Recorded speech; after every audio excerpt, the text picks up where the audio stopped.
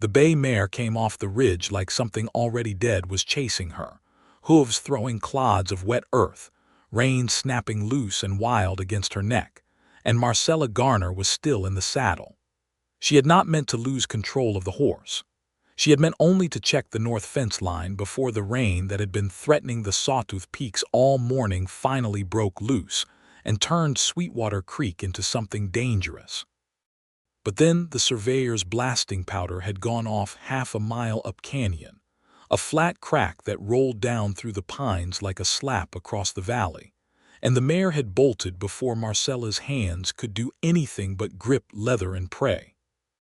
The creek crossing lay dead ahead, and it was already running high and brown, fed by 3 days of storm runoff pouring down out of the high country.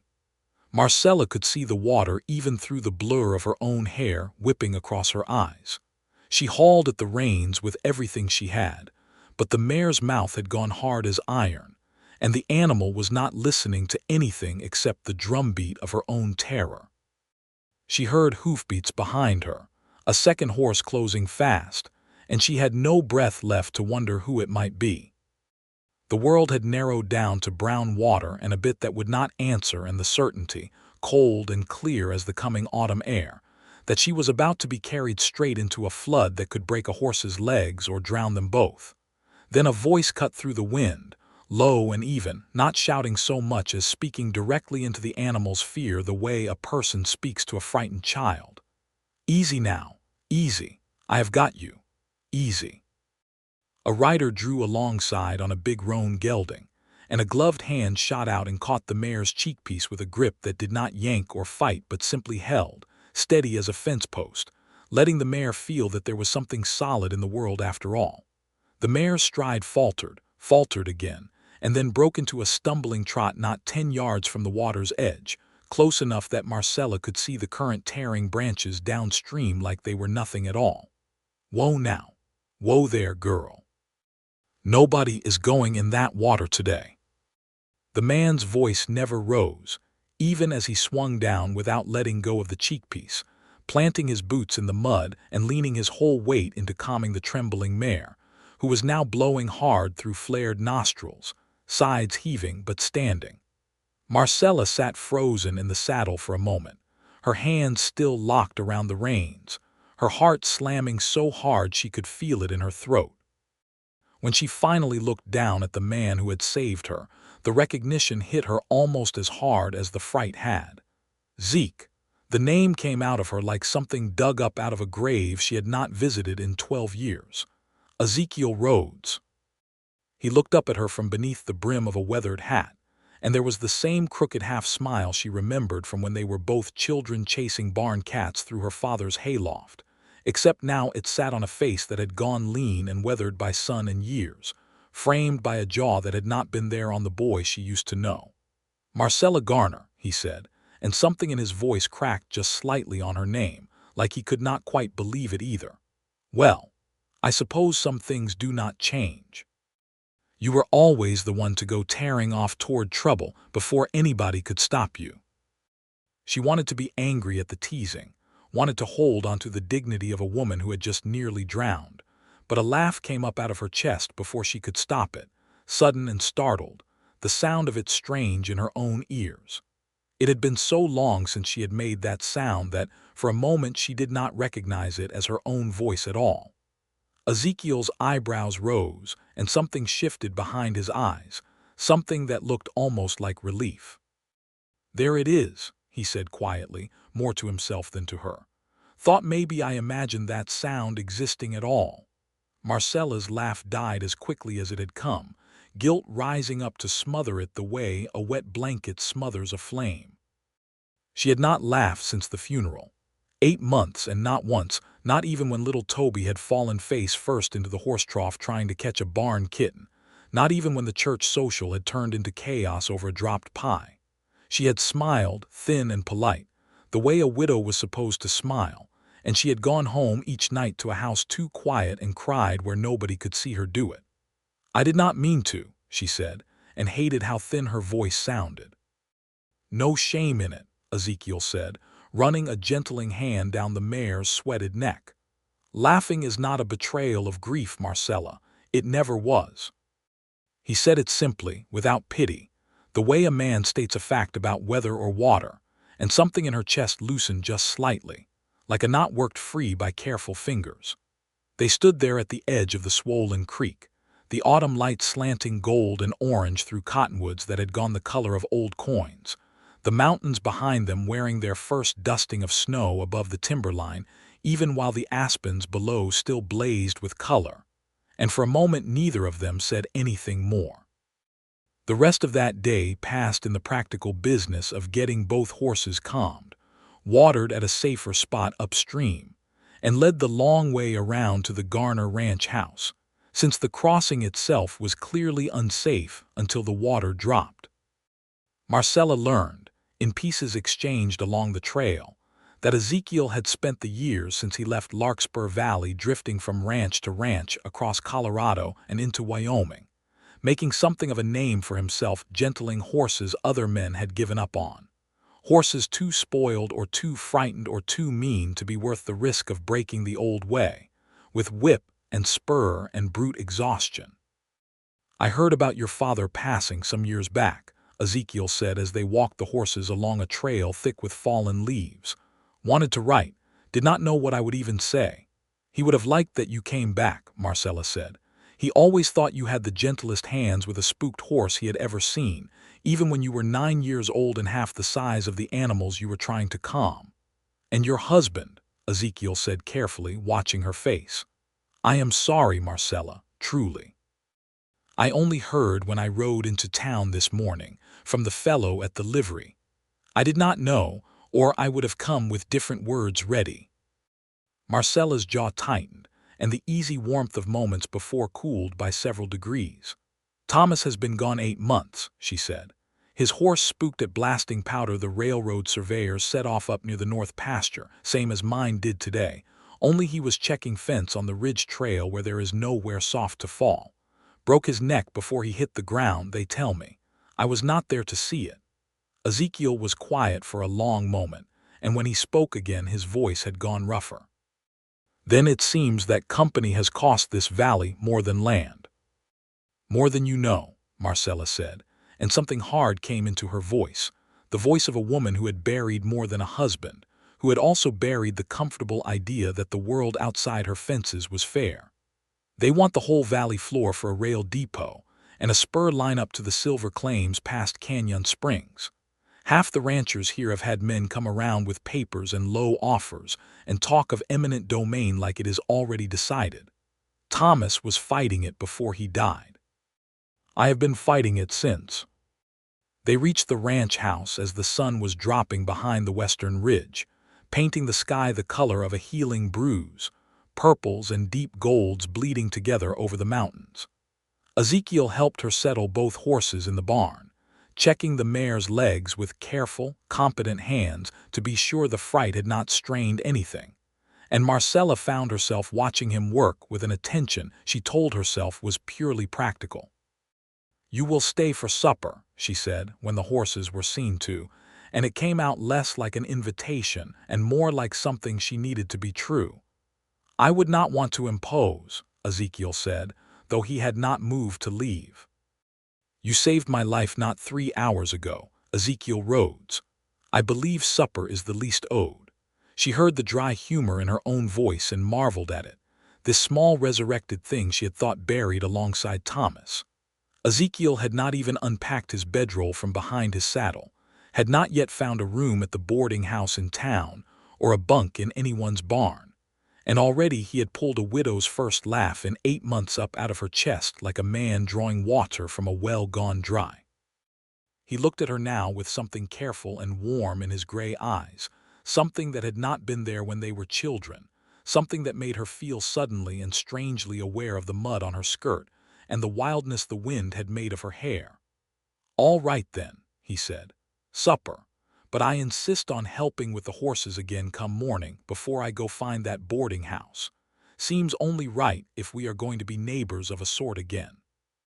"Neighbors of a sort," Marcella repeated, and did not examine too closely why the words settled into her chest like something warm. That night, over a supper of venison stew and biscuits that Marcella had not had the heart to cook well for months, but somehow managed with more care than usual, they talked of small things and old things, of the creek where they had fished as children and the schoolhouse teacher who had once caught them passing notes. And slowly, without either of them quite noticing the moment it happened, the silence that had lived in that house since the funeral loosened its grip just slightly, like a hand relaxing from a fist it had held too long. The next morning brought Jasper Kane to the Garner ranch, riding a fine black gelding that had clearly never known a day's real work, dressed in a coat too fine for mountain country, and carrying a leather satchel of papers that seemed to weigh on him like an accusation, though he wore it with the easy confidence of a man used to being obeyed. "Mrs. Garner," Kane said, tipping his hat with a smile that did not reach his eyes, "I had hoped we might speak again about the Continental Mountain Rail and Land Company's most generous offer for the northern acreage. Winter comes early in these mountains, and a widow alone would do well to settle matters before the passes close." Ezekiel, who had been mending a section of corral fence within easy earshot, straightened slowly, and Marcella did not miss the way Kane's eyes flicked toward him with faint irritation, sizing him up and dismissing him in the same glance as some drifter of no particular consequence. "I have told you before, Mr. Kane, that the north pasture is not for sale," Marcella said, wiping her hands on her apron and stepping down off the porch to meet him on more even ground. "It was not for sale when my husband told you the same, and his death has not changed my answer, whatever your company may have hoped." "A tragic accident, your husband's passing," Kane said smoothly. "Company was most distressed to hear of it. All the more reason, surely, to consider your own security. The railroad is coming through this valley one way or another, Mrs. Garner. The territorial charter grants considerable latitude in matters of right-of-way for lines serving mineral interests of significance to the whole territory's prosperity. It would be a shame to see land taken for nothing when it might be sold for something." "Taken," Marcella said, letting the word sit in the cold morning air. "That is an interesting choice of word, Mr. Kane, for a company that keeps insisting it only wishes to purchase."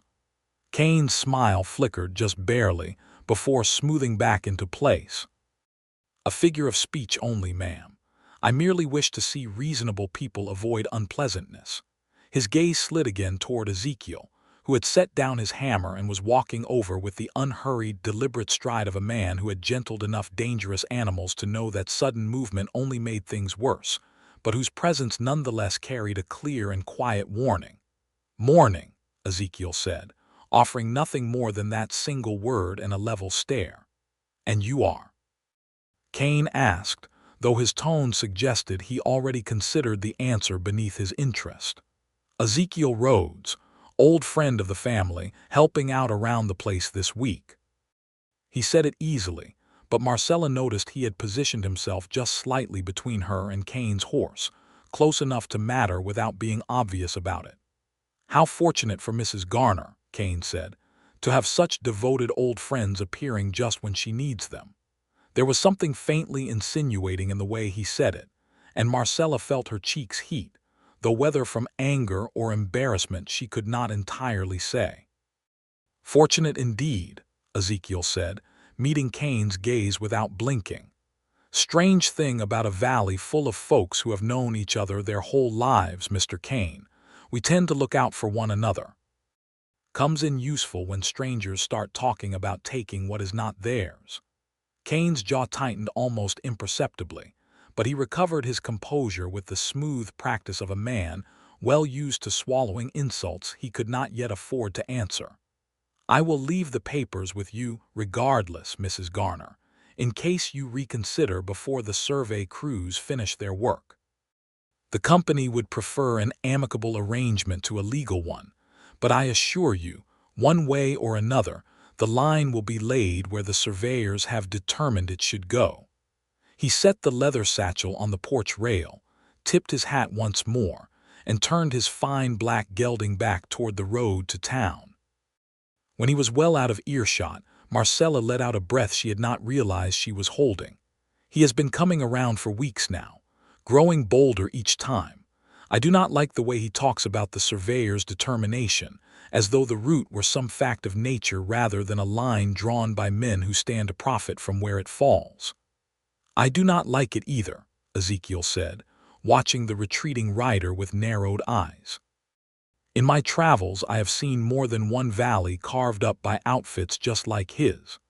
Distant investors back east who never set foot on the land, and local men who get rich pointing the survey stakes wherever benefits them most. Sometimes the fraud is plain as day if a body knows where to look for it. And do you know where to look? Marcella asked, some old spark of her father's stubbornness rising in her voice. Ezekiel looked at her for a long moment, something settling into his expression that looked like a decision being made. I reckon I might learn, he said. Seems I have found myself a reason to stay in this valley a while longer than I planned. The days that followed fell into an easy rhythm that surprised Marcella with how quickly it became familiar. Ezekiel took a room above the livery in town, but he spent his mornings at the Garner ranch working with a string of horses that had grown increasingly difficult to manage since Thomas's death. Animals that sensed the tension and grief hanging over the place, and had grown skittish and hard to handle under the reduced care of Marcella and her one remaining hired hand, a boy of 17 named Toby Winslow who tried hard but lacked experience. Marcella watched Ezekiel work a particularly troubled gelding one crisp October morning, a horse named Samson that had thrown every rider who tried him since Thomas's accident, as though the animal too carried some memory of that day it could not shake. Ezekiel did not force the horse, did not chase it around the round pen with a whip the way some men might. Instead, he simply stood in the center, quiet and patient, letting the horse circle and snort and test the boundaries of the space, speaking low words that Marcella could not quite hear but whose rhythm carried across the yard like a lullaby. You are not going to break him the way most men would, she observed, leaning on the fence rail, the autumn sun warm on her shoulders despite the chill that had crept into the mountain air each night. Breaking is the wrong word for it, Ezekiel said, not taking his eyes off the gelding.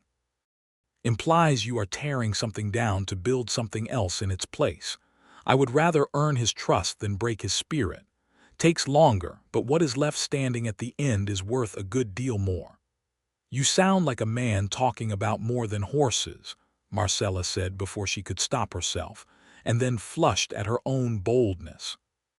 Ezekiel glanced her way then, the corner of his mouth lifting in that same crooked smile from childhood, though it carried a different weight now, a grown man's warmth rather than a boy's mischief. Maybe I am, he said simply, and turned back to Samson before she could ask him to explain further, though the look he had given her lingered in her chest like a coal banked for the night, still warm beneath the ash. It was Toby, in his artless 17-year-old way, who first spoke aloud what half the valley had apparently already begun to whisper. Folks in town are saying you and Mr. Rhodes make a fine pair, he announced one afternoon while forking hay into Samson's stall, entirely too pleased with himself for having delivered this information. Mrs. Abernathy at the Mercantile said it would do you good, having a man about the place again, seeing as how good he is with the horses and all. Mrs. Abernathy should mind her own business, Marcella said, more sharply than she intended, and Toby's face fell just slightly at the rebuke. But the boy was not wrong about the talk, and over the following weeks, Marcella became increasingly aware of the weight of the valley's collective attention settling upon her and Ezekiel both, a weight that came wrapped in both approval and disapproval depending on who was doing the talking. There were those, like old Mrs. Abernathy, who thought it entirely fitting that a young widow should find comfort with a good man, and there were others who thought it unseemly how quickly the widow Garner had taken to laughing again, how quickly she had let a drifter of no fixed prospects into her home and her horses, and, if the gossips were to be believed, her heart. Chief among the disapproving was Randolph Voss, the valley's banker, A man of solid respectability and careful ambition who had, in the months since Thomas's death, made his own quiet intentions toward Marcella increasingly clear through invitations to church socials and offers of financial advice she had not requested. Voss was not an unkind man by any obvious measure, but there was a calculating quality to his attentions that Marcella had never quite trusted, a sense that his interest in her was tangled up somehow with interest in her land, though she could not have said exactly why she felt it.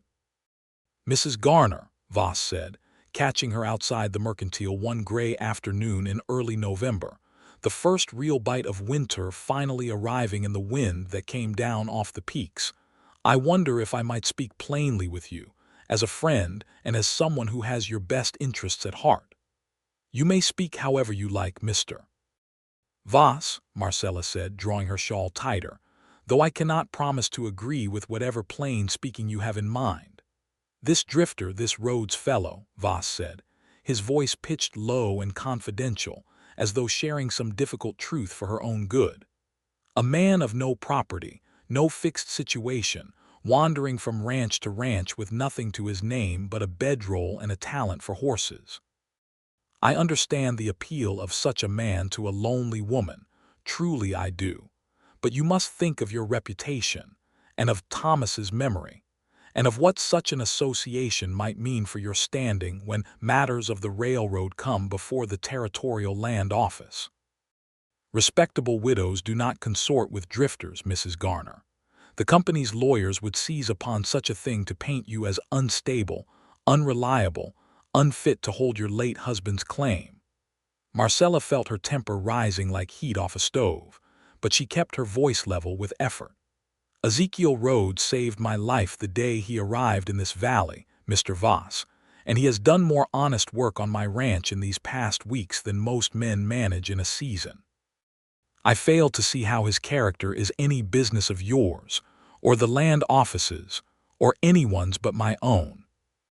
"I only wish to protect you," Voss said, though something flickered behind his eyes that looked less like concern and more like calculation. "The company has shown itself willing to use any weakness against those who oppose the route. Do not hand them a weapon, Mrs. Garner, simply because a handsome drifter has been kind to you in your grief." He left her standing there in the cold with her jaw clenched and her hands trembling with a fury she did not entirely understand. Not until she had walked halfway home and realized that beneath the anger lay something more painful, a small cold seed of doubt that Voss had planted with practiced skill. What if he was right? What if her growing feelings for Ezekiel, feelings she had barely allowed herself to name even in the privacy of her own thoughts, were nothing more than a lonely widow's foolishness? And what if that foolishness gave Cain and his company exactly the weapon they needed? That doubt followed her home and sat with her through a supper she barely tasted, and it was still sitting heavy in her chest 3 days later when she came upon Ezekiel and a young woman from town, Emmeline Carter, standing close together outside the livery. Emmeline's hand resting on Ezekiel's forearm in a manner that struck Marcella with a jealousy so sudden and sharp, it startled her with its intensity. She told herself, walking past with her chin high and her eyes fixed straight ahead, that it was nothing, that Emmeline Carter had every right to speak with any man she pleased, that Ezekiel Rhodes had made her no promises and owed her no accounting of his time. But the feeling sat in her stomach like a stone for the rest of that day, and she found herself short with Toby and curt with the horses in a way that was entirely unlike her. Ezekiel noticed, of course, because Ezekiel had always noticed things about her that other people missed, even when they were children. He found her that evening mending a tear in a saddle blanket by lamplight, her needle jabbing with more force than the task required, and he stood in the doorway for a long moment before speaking. "Something troubling you, Marcella?" he asked, his voice careful as though approaching one of his skittish horses. "Nothing troubles me, Ezekiel," she said, not looking up. "I am simply mending a blanket." "You have stabbed that needle through the same spot 4 times now," he observed, and she looked up to find him watching her with an expression that was equal parts amusement and genuine concern. "That is not mending. That is punishment." Despite herself, a short laugh escaped her, though it carried more frustration than humor. "Fine," she said, setting the blanket aside. "I saw you with Emmeline Carter outside the livery this afternoon, standing quite close, her hand on your arm." Ezekiel's eyebrows rose in genuine surprise, and then, to her irritation, something like a smile tugged at his mouth. "Emmeline Carter was asking whether I might look at her father's mare, which has gone lame in the off foreleg, and thanking me for agreeing to come by tomorrow. That is the whole of it, Marcella. I promise you there was nothing in that conversation worth the force you are putting into that needle." "I did not say I was jealous," Marcella said, too quickly, heat rising in her face. "No," Ezekiel agreed, coming further into the room and settling into the chair across from her. "You did not say it. But I have known you since you were 7 years old and I was 9, Marcella Garner, and I know the look of you when something has got under your skin." His voice softened. "Randolph Voss has been talking to you, has he not? Filling your head with worry about reputation and respectability and what folks might say." Marcella's silence was answer enough. "I will not pretend I do not care what happens between us," Ezekiel said, leaning forward, his gray eyes steady and serious in the lamplight. "I would be lying if I said I have not thought of little else these past weeks besides the sound of your laugh coming back into this house, and how much I want to be the reason it stays. But I will not chase you into a corner, and I will not let some banker's whispered concerns about my drifting ways make you doubt what you know to be true in your own heart. If you have doubts about me, Marcella, ask me plain, and I will answer plain. That is the only way I know to do this." She looked at him for a long moment, this man who had once been a boy sneaking frogs into her pigtails, now grown into someone whose steadiness felt like the first solid ground she had stood on since Thomas died, and she found that the jealousy and the doubt both dissolved under the plain honesty of his gaze, leaving only the truth beneath them. "I am not doubting you," she said quietly. "I am doubting myself. Doubting whether it is right to feel what I feel so soon with Thomas barely gone. Doubting whether the valley is right to whisper what it whispers, whether I am making a fool of myself with a man who has no reason to stay once the horses are gentled and the fences mended." "Thomas has been gone 8 months, Ezekiel said gently, "and from everything you have told me of him, he does not sound like a man who would want you sitting alone in an empty house for the rest of your years out of some misplaced sense of duty to his memory. Grief is not a debt that gets paid off by refusing joy when it comes. And as for reasons to stay," he reached across and took her hand, his calloused fingers warm and sure around hers, "I have found more reason to stay in this valley these past weeks than I have found in 12 years of drifting, Marcella. I am not going anywhere unless you tell me to go." She did not tell him to go.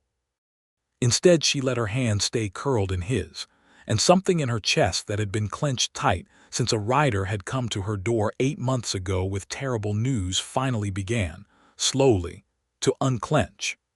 The valley's brilliant autumn, all gold aspens and crimson scrub oak against slopes still holding their green, seemed determined to hide the trouble gathering above the timberline.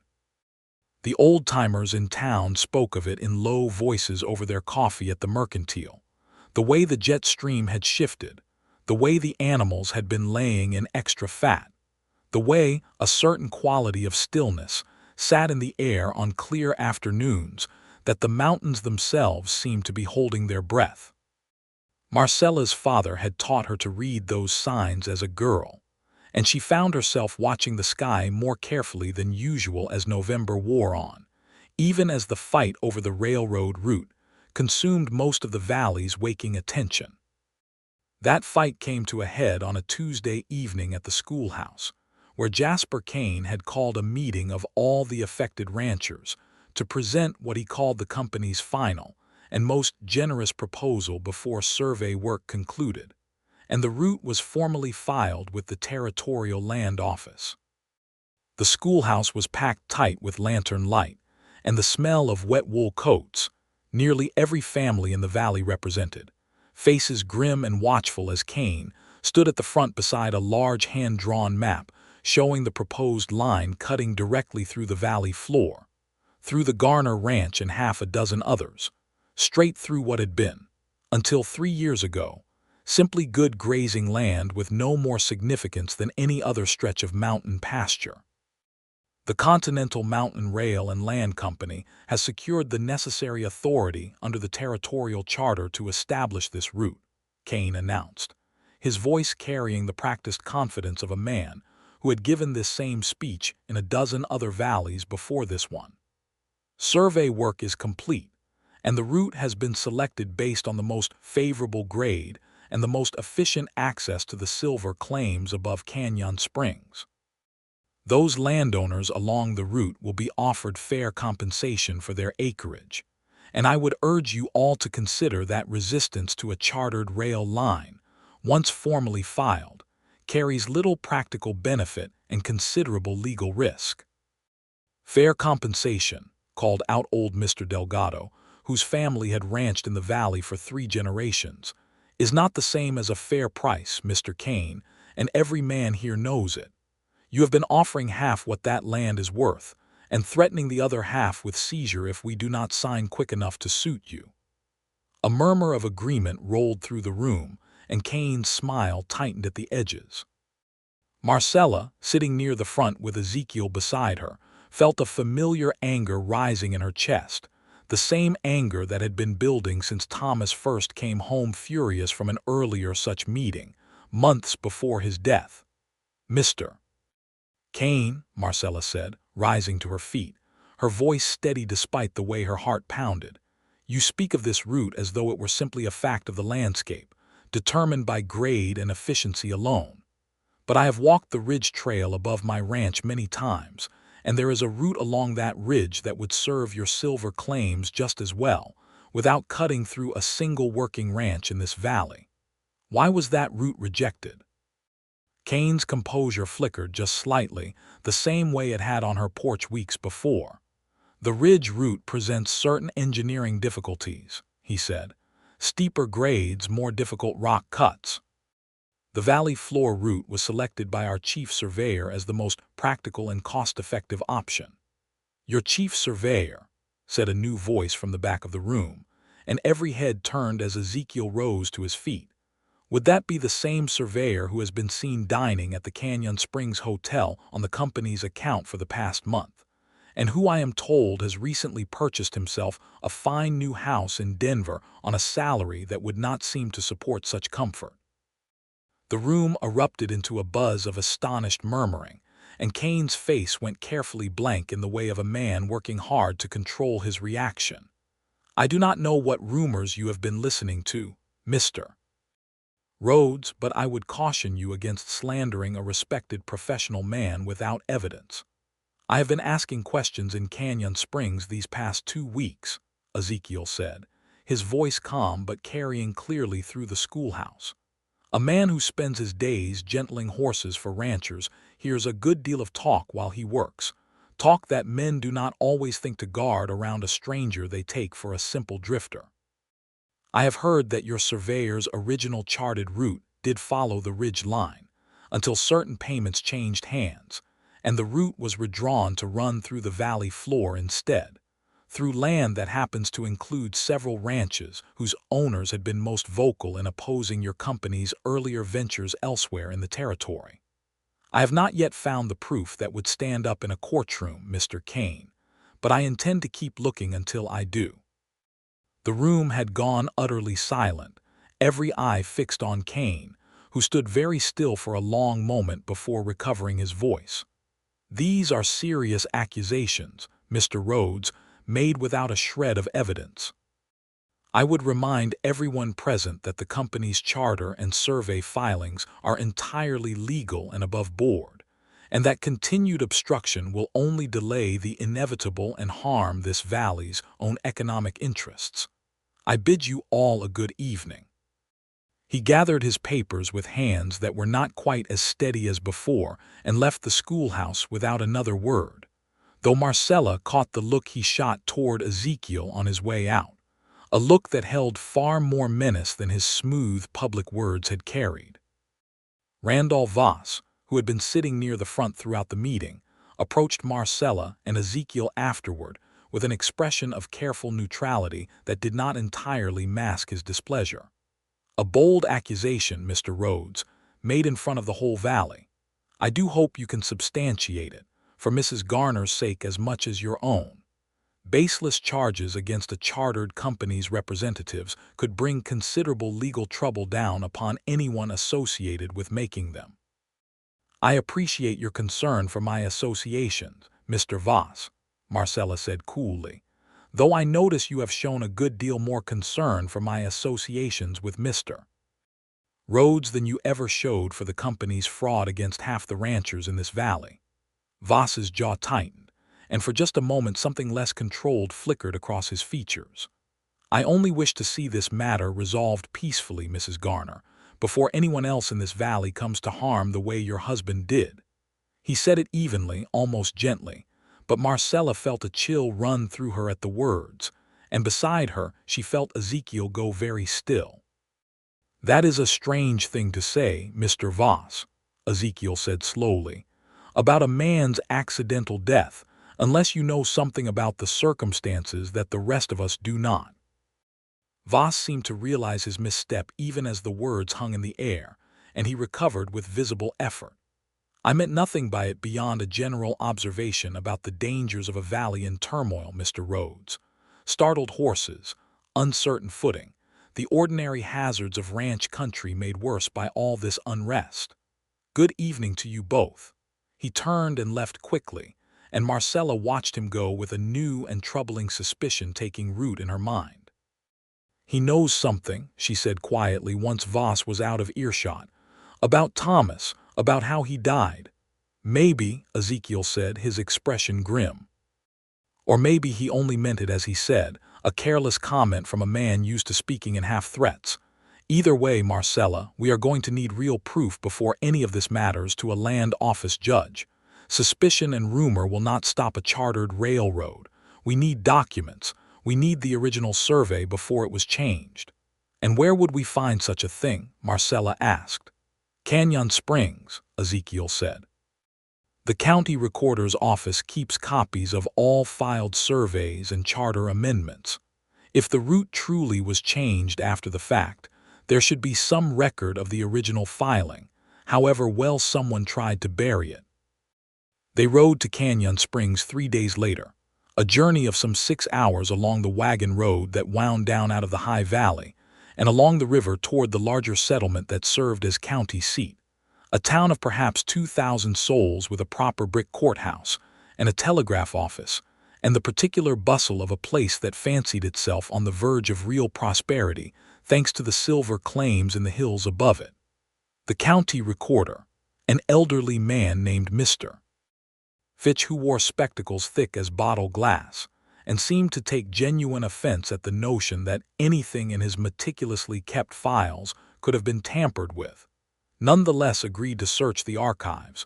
Once Marcella explained the situation, and Ezekiel produced a letter of introduction from a rancher near Canyon Springs, whom he had once helped gentle a particularly valuable stud horse.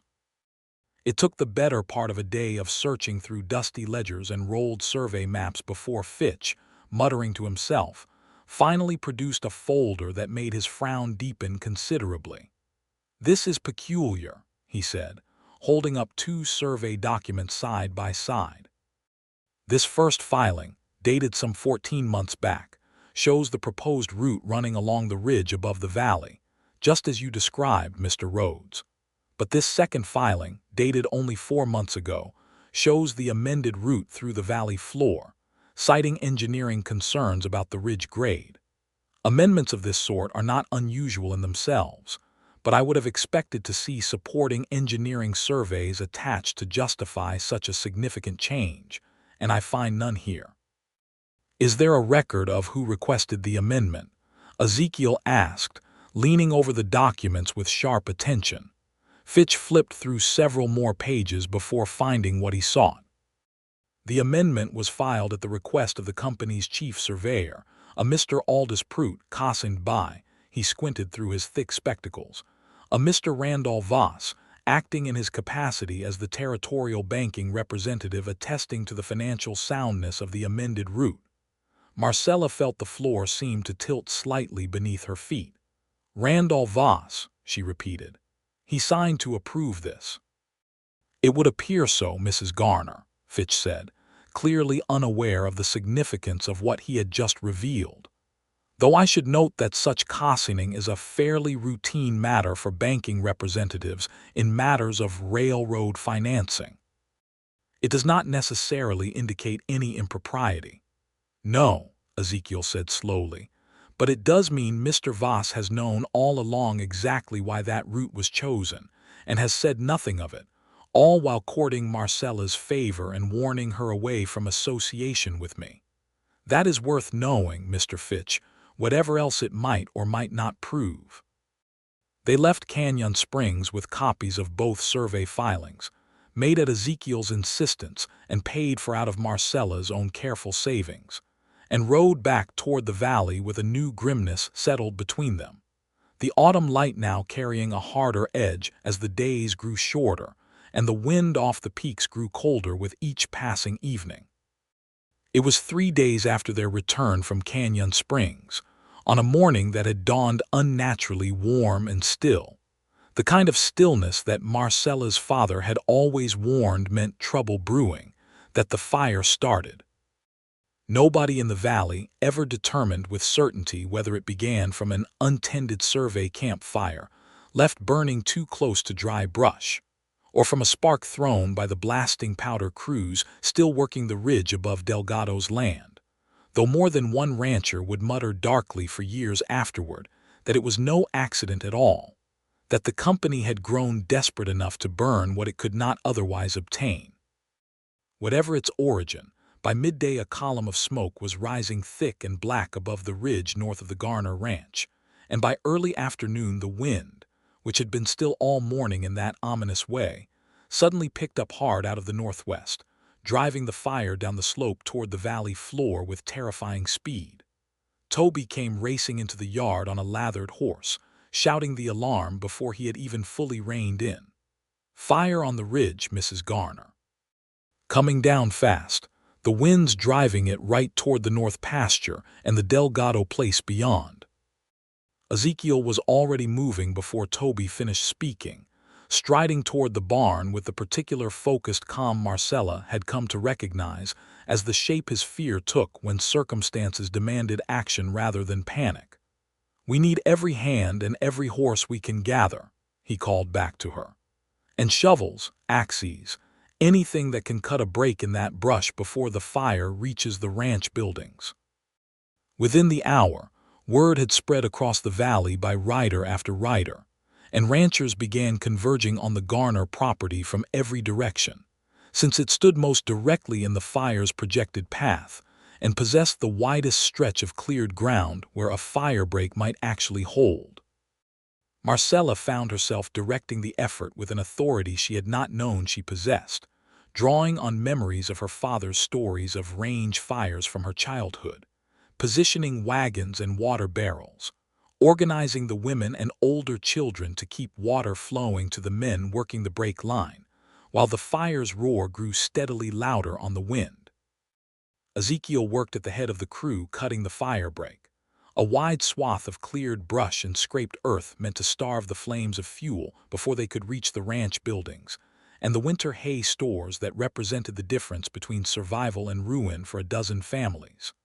But as the fire drew closer, crowning now in the taller pines along the ridge and throwing embers well ahead of its main front, it became clear that the break alone would not be enough, not with the wind driving it so hard. "The creek," Marcella shouted over the growing roar, running to where Ezekiel worked with an axe against a stubborn stand of scrub oak. "We can open the old irrigation channel from Sweetwater Creek, flood the low ground ahead of the break line. Thomas always said that channel could carry twice the water it does if the beaver dam downstream were cleared." Ezekiel's eyes lit with sudden understanding. "Show me," he said, and together they raced to the head gate that controlled the irrigation channel Thomas had built years before to water the hay meadows, a wooden structure now partially silted and choked with debris. Working together with a handful of other ranchers who grasped the plan as quickly as Ezekiel had, they cleared the gate and hauled aside a season's accumulation of fallen branches and beaver work downstream.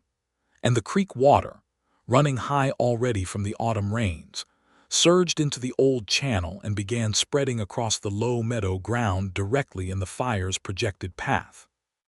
It was brutal, exhausting work, hours of it, hauling rock and brush to reinforce the channel banks where the sudden flow threatened to break through in the wrong direction, while behind them the fire crew continued widening the break line, and above them the sky had gone the color of a fresh bruise, orange and black and terrible, ash falling like grim snow across the whole valley. Marcella worked alongside the men, her hands blistering, her lungs burning with smoke, and she found herself, in the midst of the danger and exhaustion, aware of Ezekiel's presence beside her with a clarity that cut through even her fear, the way his shoulder brushed hers as they hauled a stubborn boulder into place, the way he checked on her with a glance every few minutes even while directing 3 other men in reinforcing the channel bank. The fire reached the flooded meadow just as the sun began sinking behind smoke-thickened air that turned it into a swollen red disk, and for a long, terrible moment, it seemed the flames might simply leap the wet ground and continue their advance regardless. But the combination of the fire breaks cleared fuel, and the meadow's standing water proved enough to rob the fire of the momentum it needed. And slowly, agonizingly, the advancing wall of flame began to falter, hissing and smoking where it met the wet ground, its roar diminishing to a sullen crackle as it consumed the last of the fuel within its reach and found no path forward. By full dark, exhausted men and women stood scattered across the blackened, smoking ground between the break line and the flooded meadow, watching the last stubborn flames die out against wet earth, and a ragged cheer went up from somewhere in the darkness, quickly taken up across the whole gathered crowd, relief and exhaustion mingling into something that was almost joy.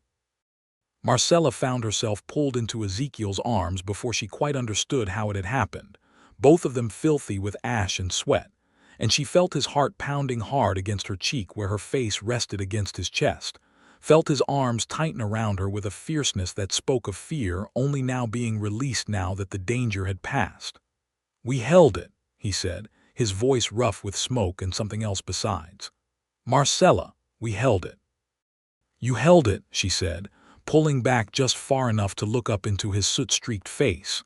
"Your idea about the break line, my father's stories about the creek, all of us together, this valley held it." He looked down at her for a long moment in the flickering light of the dying fire, and whatever restraint had governed him through the weeks since his arrival seemed suddenly to give way entirely. "I have been trying to be patient," he said quietly, "trying to give you time, trying not to push you toward something you were not ready for.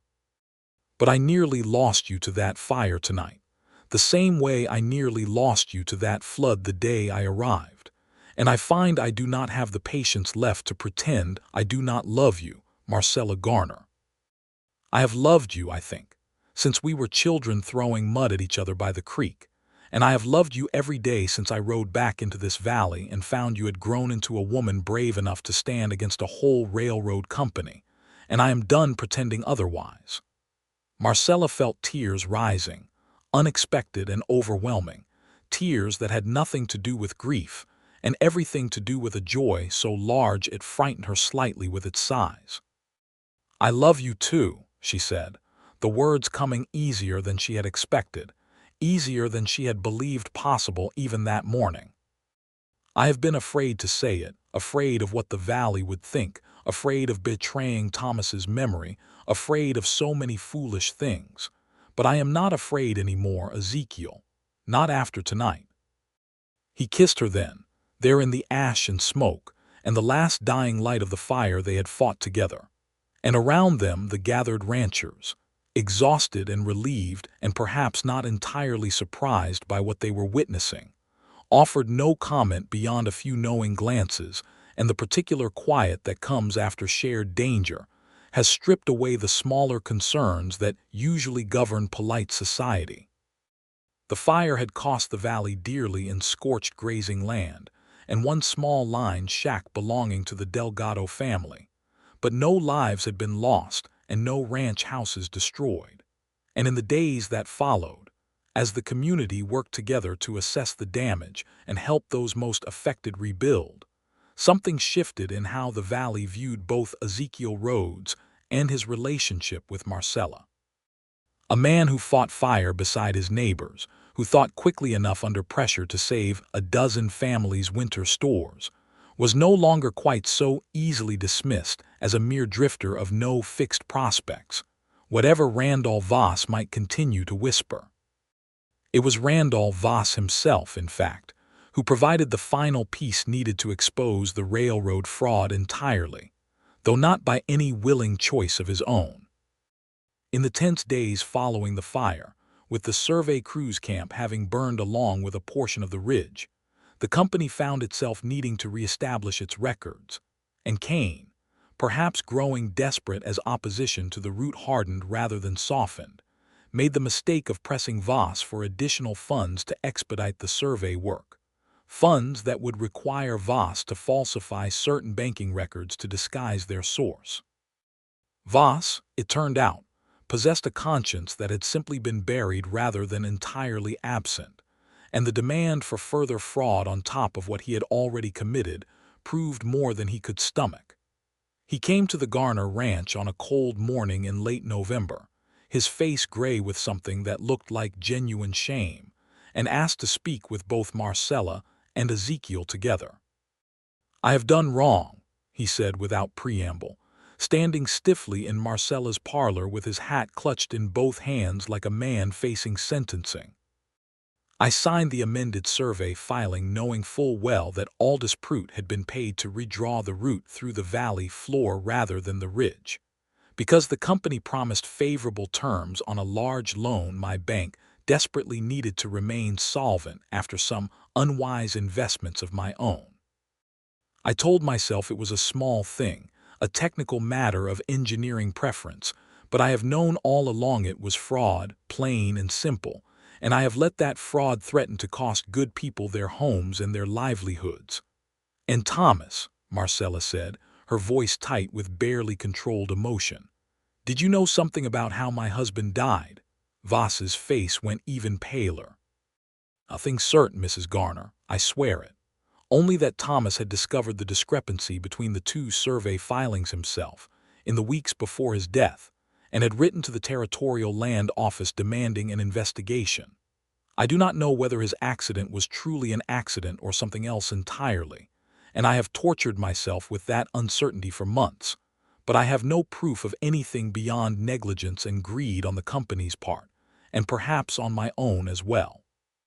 The revelation that Thomas had been on the verge of exposing the fraud himself before his death settled over Marcella like a weight she had not known she was still carrying, a grief tangled now with a fierce and burning need for justice that had nothing to do with romance and everything to do with honoring a good man's final effort to protect his neighbors. "You will testify to what you know," Ezekiel said, his voice hard as flint. "To the Territorial Land Office, and if necessary to a judge. The forged survey, the payments to Prute, all of it. I will lose everything," Voss said quietly. "My position at the bank, my standing in this valley, perhaps my freedom besides, if criminal charges follow. You should have considered that before you signed your name to a lie that cost a man his life and threatened to cost a dozen families their homes," Marcella said, and though her voice remained level, there was no mistaking the steel beneath it. "But I will say this for you, Mr. Voss. Coming here today, telling us what you have told us, that took more courage than you have shown in months of careful, calculating silence. Do the right thing now, fully and completely, and perhaps some portion of that courage will count for something when this is finally settled." Voss did testify, 3 weeks later, before a Territorial Land Office investigator sent from Denver, in response to the formal complaint that Marcella and Ezekiel, armed with the survey documents from Canyon Springs and Voss's sworn statement, had filed through a lawyer in the county seat. The investigation moved with the particular grinding slowness of territorial bureaucracy, but the evidence proved damning enough that, within 2 months, the amended survey was voided entirely, the original ridge route reinstated, and Jasper Kane found himself recalled to Denver in some disgrace, the Continental Mountain Rail and Land Company quietly distancing itself from his conduct while making no admission of broader wrongdoing, though the valley's ranchers understood well enough where the true fault lay. Aldous Prout, the chief surveyor, disappeared from the territory entirely rather than face questioning, and Randolph Voss, stripped of his position at the bank and facing considerable legal jeopardy for his role in the fraud, ultimately reached a settlement with the territorial authorities that saw him pay substantial restitution to the affected ranchers, funded by the sale of his own property, in exchange for avoiding criminal prosecution. He left the valley before the first heavy snows of winter, and though Marcella felt little sympathy for his fall, she found she could not entirely begrudge him the small measure of redemption his final honesty had earned him. The ridge route, once finally surveyed and approved through proper and honest channels, would in time bring the railroad within a few miles of the valley rather than through its heart, close enough to provide the economic benefit of easier access to markets for cattle and timber, but far enough that no rancher's home or grazing land would need to be sacrificed for the silver claims above Canyon Springs.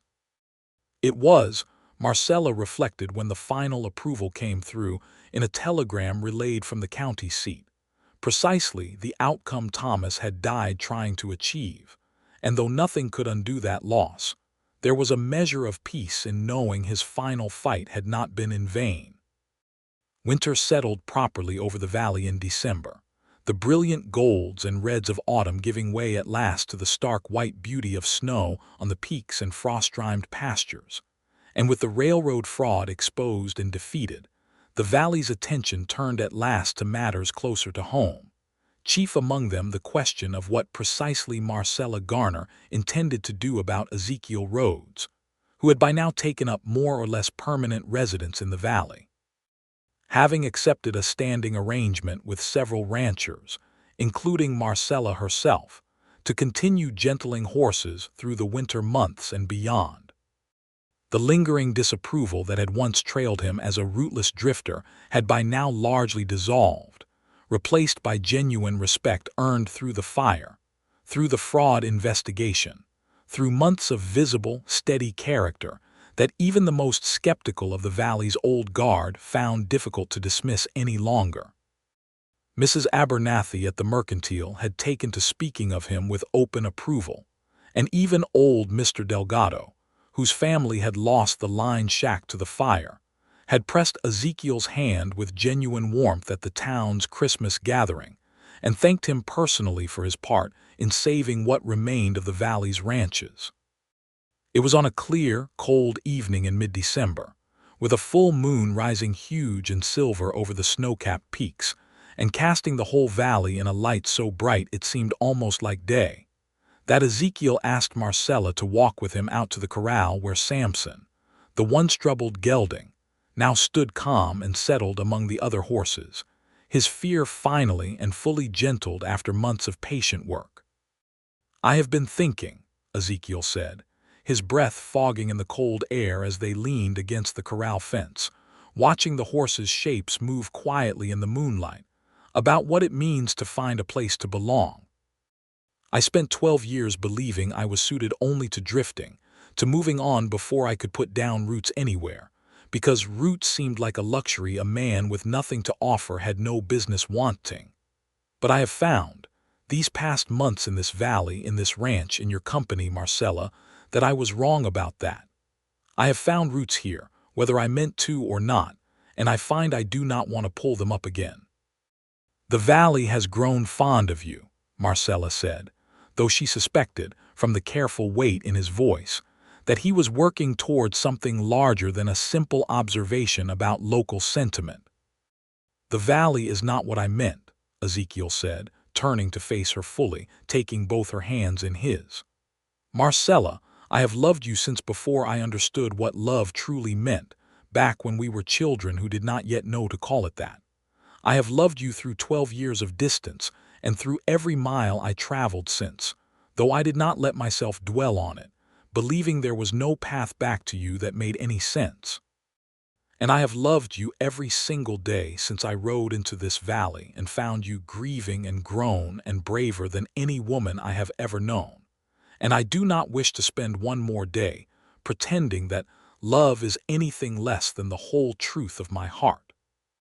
He drew a small object from his coat pocket, a ring worked from silver, simple but finely made, clearly the product of careful craftsmanship rather than any store-bought trinket. "I had this made by the smith in Canyon Springs," he said. "From silver I earned gentling a rancher's whole string of horses this past month, because I wanted to give you something built by patient work rather than bought with easy money, seeing as that is the only kind of offering I have ever known how to make. Marcella Garner, will you marry me?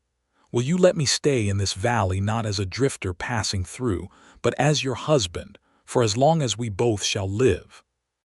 Marcella felt the tears come again, as they had the night of the fire, but these carried none of the complicated grief of that night, only a clean and overwhelming joy that filled her so completely she could barely find her voice to answer. "Yes," she managed finally, laughing through the tears in a way that felt entirely natural now, entirely her own again after so many months of careful, guarded silence. "Yes, Ezekiel Rhodes, I will marry you, though I suspect half the valley has been expecting this question for weeks already, and will pretend to no surprise whatsoever when we tell them." He laughed then too, that same warm sound she had first startled out of herself the day he saved her from the flooded creek, and slid the ring onto her finger with hands that trembled slightly despite their usual steadiness, and kissed her there beneath the enormous winter moon with a tenderness that held nothing back, and asked for nothing she was not already fully willing to give. They were married in the valley's small church on a bright January morning, with snow still deep on the ground but the sky overhead a brilliant, cloudless blue. The whole valley turned out for the occasion in a display of warmth and acceptance that would have seemed impossible to imagine only months before, when whispered concerns about drifters and reputation had shadowed every glance sent their way. Mrs. Abernathy had insisted on providing flowers somehow coaxed to bloom in her front window despite the season, and old Mr. Delgado stood as an unofficial second father to Marcella, walking her down the church aisle with visible pride, since her own father had passed some years before, and there was no one else the valley agreed better suited to the honor.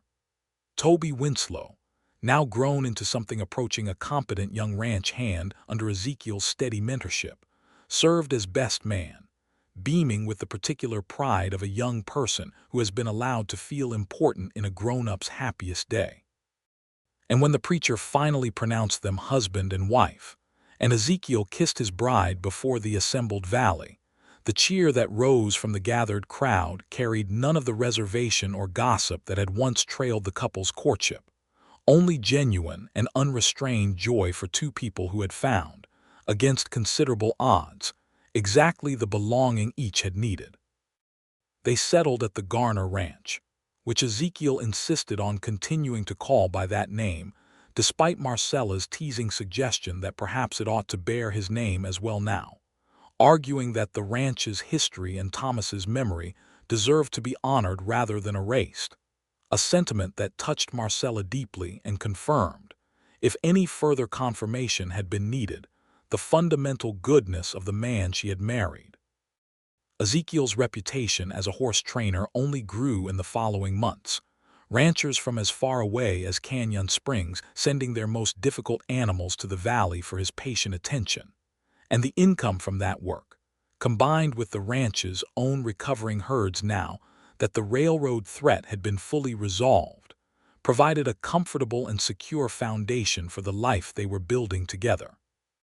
On quiet evenings, when the work of the day was done and the horses settled for the night, Marcella and Ezekiel would often sit together on the porch that had once seemed so silent and empty in the long months of her widowhood, watching the stars emerge over the mountains that had witnessed so much of their shared history, from childhood mischief to grown love to the fire and flood and fraud that had tested and ultimately proven the strength of what bound them together. She had learned, in the year since Ezekiel Rhodes had chased down a runaway horse before the flooded creek could claim her life, that grief and joy were not opposites locked in permanent battle, but rather companions that could walk together through a well-lived life, that laughing again did not betray the love she had carried for Thomas, and that the heart, given time and patience and the right steady presence beside it, could heal in ways that made room for new love without erasing what had come before. The valley itself had healed as well, in its own way, the scorched ground from the fire slowly returning to green, the wounds of fraud and betrayal giving way to renewed community trust, strengthened rather than diminished by having weathered such trials together. The railroad, when it finally came through along the ridge route the following summer, brought exactly the modest prosperity it had always promised without the destruction that fraud would have inflicted, and more than one rancher in the valley remarked, watching the first supply trains climb the grade above their pastures, that it was a fine thing indeed to see a promise kept honestly rather than a threat disguised as progress. And on the anniversary of that first wild ride toward the flooded crossing, Marcella and Ezekiel rode out together to that same spot on the creek, now running low and clear and peaceful under the golden light of another mountain autumn, the aspens once again blazing gold against slopes that bore only the faintest scars of the fire that had once threatened to consume them. They sat their horses side by side at the water's edge, and Marcella found herself laughing, easily and freely, at some small joke Ezekiel had made, the sound of it as natural now as breathing, nothing at all like the startled, guilty thing it had been that first terrible, wonderful day. "I believe," Ezekiel said, watching her laugh with the same warm satisfaction he always showed when he managed to draw that sound from her, "that this is my favorite place in the whole valley now, difficult as that is to explain to anyone who was not there to see how it started." "It is where you found me," Marcella said, reaching over to take his hand. "Or perhaps where we found each other again, after 12 years and a good deal of growing up neither of us expected to do apart from the other." "Whatever you wish to call it," Ezekiel said, bringing her hand to his lips, "I am grateful every single day that I happened to be riding into this valley on the one morning your mare decided to bolt. Grateful for the flood that nearly took you, strange as that is to say, because it brought you back to me." "I am grateful too," Marcella said softly, watching the creek water sparkle in the autumn sun, thinking of Thomas with a fondness now untangled from grief, thinking of the valley that had tested them and finally embraced them, thinking of the man beside her who had unpacked nothing but his patience and his steady heart before he had already begun healing wounds she had believed might never close. For all of it, every hard part and every good one both. They rode home together as the sun began its slow descent toward the western peaks, the valley spread out golden and peaceful before them, safe now from the fraud that had once threatened to tear it apart.